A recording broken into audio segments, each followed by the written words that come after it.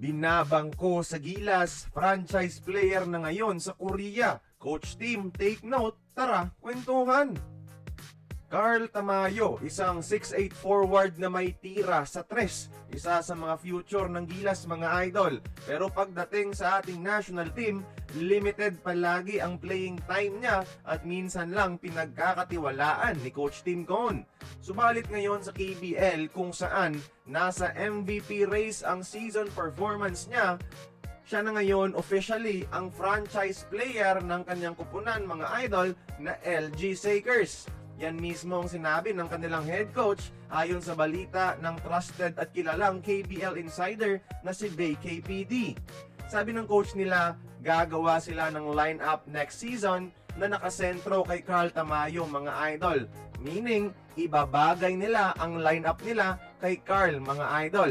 This means, tinuturing na nilang hindi bilang isang import si Carl na kailangan mag-adjust sa roster, kundi isa na mismong franchise superstar at sila mismo ang mag-a-adjust ng kupunan para kay Tamayo.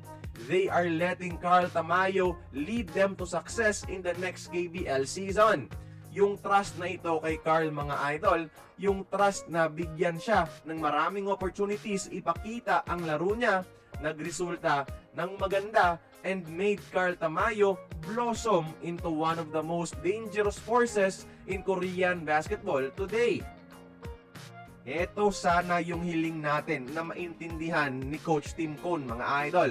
Gets naman na limited minutes si Carl sa gilas dahil inconsistent ang laro niya.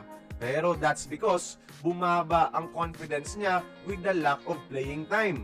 Pero sa Korea, kung saan lahat ng tiwala binigay sa kanya, mas naging confident si Tamayo, mas naging malaya sa opensa, and he is now playing the best basketball of his life.